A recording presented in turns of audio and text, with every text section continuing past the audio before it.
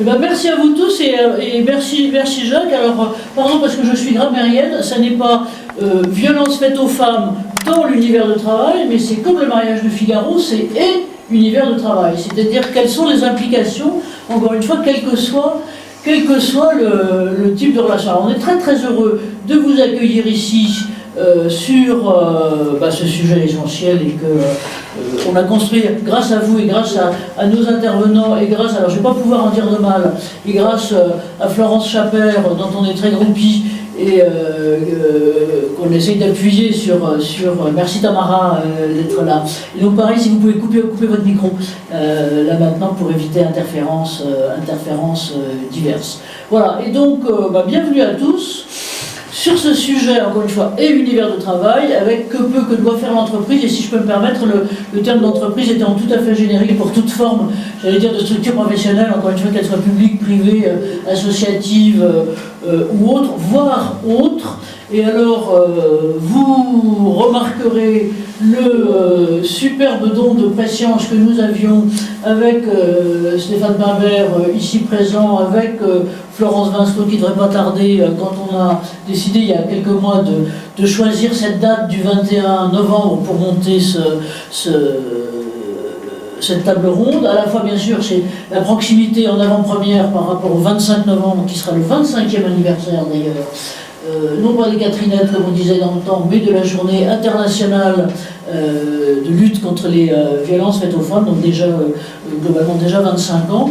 Et puis surtout, alors on avait un don de prescience absolument infini, est sorti hier au soir un rapport, d'ailleurs tout à fait remarquable, du ministère du Travail sur, on va voir que le titre aussi est intéressant, parce que c'est pas seulement violence faite aux femmes et univers de travail, c'est dans toute relation et relation d'autorité. Alors vous avez vu, et je vais passer mon président, donc Jacques Varon, et juste deux mots pour ceux qui ne nous connaissent pas sur qui est le Cercle Entreprise et Santé. Donc nous on existe depuis un petit moment, il y a quand même 2006, sur tout ce qui est, j'allais dire, à la fois la prospective de la relation au travail, l'évolution de la relation au travail, dans toutes ces incidences de santé. Et nous on dit toujours santé globale, alors c'est très français parce que santé globale en anglais ça peut dire santé internationale et autres, mais santé globale et qui est donc à la fois santé travail, santé publique et notamment ça sur un truc qu'on sent monter depuis longtemps et qui est quelque part à la fois l'impact mais aussi la responsabilité des entreprises aussi sur les questions qui sont des questions finalement de santé publique et puis le fait que j'allais dire, nos concitoyens et nous-mêmes n'ont plus du tout envie de se voir saucissonner avec ça c'est la santé du travail, ça c'est la santé hospitalière, ça c'est la santé familiale, non. Donc voilà. Et on organise donc à la fois régulièrement ce type de choses et notamment sur les questions de femmes, je vais y revenir. Alors, pardon, mais pendant que je vous tiens, j'en profite pour faire une annonce et pour faire un appel. Et un appel à vous qui est, alors pardon de l'horrible néologisme, mais c'est quand même bien ça, c'est un retour d'expérience positivement, c'est-à-dire sur les points positifs. Et pour ceux qui nous connaissent, ils savent qu'on a dans nos obsessions depuis un petit moment, j'allais dire depuis en fait le lancement de la candidature, hein, donc c'était même pas la préparation, mais c'était la candidature des Jeux Olympiques, et on est très groupis de ce qui a été fait en fait par, à l'époque c'était les deux Bernard, donc il y avait à la fois Bernard Thibault, donc qui était administrateur de l'OIT, les cursus que l'on connaît à la tête de la CGT, mais aussi Bernard Lapasset, que plus personne n'a trop en souvenir et qui est mort maintenant il y a 18 mois, et qui a apporté complètement, je dirais, avec tous les autres, la question de la candidature de Paris, fondée avec un prérequis fondamental qui était la charte sociale. Et donc qui était, en gros, pardon s'il y avait des Qataris dans la salle, mais plus jamais ça, globalement, ce qu'on voit, et donc une responsabilité, j'allais dire, de tous ceux qui préparent, de tous ceux qui agissent côté entreprise, mais aussi collectivité, pour respecter, j'allais dire, un certain nombre de droits sociaux fondamentaux, et c'est une superbe expérience. Donc, nous, ce qu'on souhaite, c'est effectivement de pouvoir faire un point, et la plage de date est choisie, c'est entre le 4, 5 ou 6 mars. Ça sera très certainement en distanciel, en présentiel, je ne sais pas encore où, mais on choisira, avec un rétexte positif, c'est-à-dire un certain nombre d'entreprises. Qu'est-ce qu'ils ont ? En gros, le thème, c'est avec de cet énorme élan de mobilisation, et je veux dire de trouille, avant tout à fait importante, que ce ne soit pas un succès. Qu'est-ce qu'on a appris, acquis de cette expérience-là, en termes, j'allais dire, à la fois de management d'équipe, de santé. Et donc j'en viens à mon sujet, et surtout à ce que je vous disais tout à l'heure, c'est-à-dire est sorti hier, 20 novembre, ce rapport du ministère du Travail qui est rapport sur les violences sexistes et sexuelles sous relation d'autorité ou de pouvoir, et dont on vous enverra d'ailleurs, et Florence, si tu veux bien aussi peut-être nous indiquer des références avec le replay, on mettra pour vous l'ensemble des références de ce qui est en train de... Et là, en gros, ça pointe, j'allais dire encore une fois, ce qui est intéressant, c'est pas seulement sur les relations professionnelles, j'allais dire classiques, mais ça peut être aussi bien association ou autre forme, j'allais dire, de relations d'autorité, que ce soit dans le cadre de clubs de sport ou autres, les violences sexistes et sexuelles. Et encore une fois, en pointant le nombre que tout à l'heure Florence nous indiquera les chiffres, un nombre très important qui dépasse le million, encore une fois, de 4, je vois, de femmes qui ont récemment été l'objet de violences ou de harcèlement sexistes, sexuels et autres. Et on verra avec une grande disparité, bien sûr, selon les secteurs. Voilà. Alors c'est ce qu'on vous propose aujourd'hui, et on vous dire aussi que c'est une préoccupation de fond du CERP. On avait 4 ans qu'on organise des trucs là-dessus. La première fois, et merci à Florence, encore une fois, Florence Chaper, dont on est non seulement groupie, mais dont on suit de force, et la force globalement de ces actions. Florence, pour ceux qui la connaissent pas, s'il y en a quand même, peut-être pas, Florence est pilote à l'ANACT de toutes ces questions, et donc de la mission égalité intégrée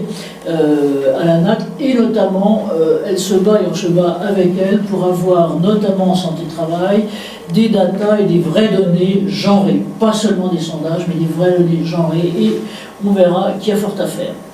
Voilà pour vous. Alors comment je vous propose qu'on travaille aujourd'hui, qu'on regarde les choses aujourd'hui? Je dirais que quand on a choisi ça, on s'est dit qu'on allait regarder les violences faites aux femmes, à la fois en tant que genre, si on peut dire, à la fois en tant que genre et en tant que personne. C'est-à-dire à la fois tout ce qui est atteinte finalement aux femmes au travail en tant que femmes, soit, et là ce sera les deux versants finalement sur lesquels on va prendre les choses, à la fois les violences en milieu de travail, du fait du travail ou à l'occasion du travail. Je dirais qu'il y a les trois finalement pour ce qui est l'univers du travail, dans l'univers du travail, ce que disait Jacques tout à l'heure. Donc là-dedans on est en plein effectivement sur avec toute la façon dont les choses ont évolué depuis 2019 sur un harcèlement sexiste, sexuel, violence visant les femmes. Et puis l'autre aussi, qui est l'autre dimension qui est, il y a peut-être moins régulée, encore que l'employeur ait toujours l'obligation de protéger, à la limite quelle qu'en soit la source, la santé, la sécurité, la protection du travailleur, sur les violences conjugales et familiales. Encore une fois, on est d'accord, il n'y a pas que les femmes visées, mais en gros c'est quand même 85-90% de population féminine visée.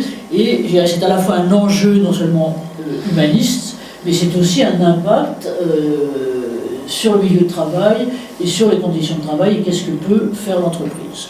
Sur la façon dont on va fonctionner, ce que je vais vous proposer, c'est qu'on démarre d'abord, et là, on proposera peut-être à Cyril Combe, donc, qui est le directeur Marie se présentait tout à l'heure, mais de l'OIT en France, et donc qui œuvre non seulement par le biais de la Convention internationale sur le sujet, mais aussi sur sensibilisation de ces côtés-là. Donc, regardez d'abord le cadre, donc avec Cyril Combe de l'OIT, Stéphane Pimbert, donc à ma droite, et merci encore une fois Stéphane d'être là, qui est directeur général de l'INRS, et puis Florence Chaper. Alors il y avait une incertitude sur sa présence, mais génial, elle a pu être là.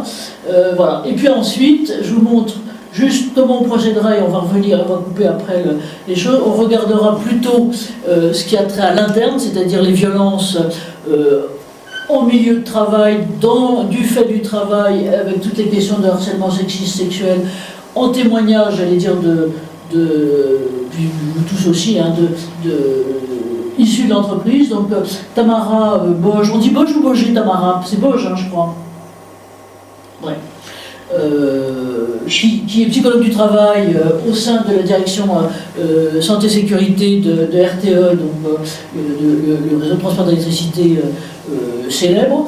Et puis, autre optique, cette fois-ci, côté des services interentreprises de santé au travail, avec Isabelle Pincelou, qui elle aussi est psychologue du travail et attachée à Nantes, dont vous avez entendu qu'il y avait en ce moment des rafales de vent à décorner tous les bœufs de la terre. Et merci à Isabelle d'être là. Et puis Laurent, alors pardon Laurent de le mettre sur un strapontin, mais d'abord on est quand même très groupis, et puis là aussi cette fois-ci c'est un autre service de santé au travail.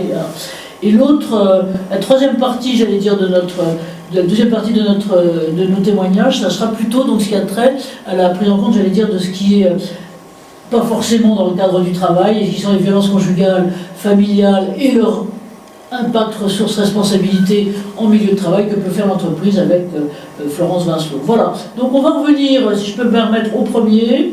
Et puis Cyril, donc si vous voulez bien prendre le truc, et moi j'arrête le partage parce que c'est plus intéressant de vous regarder vous que de regarder mon truc. Voilà, donc on y va.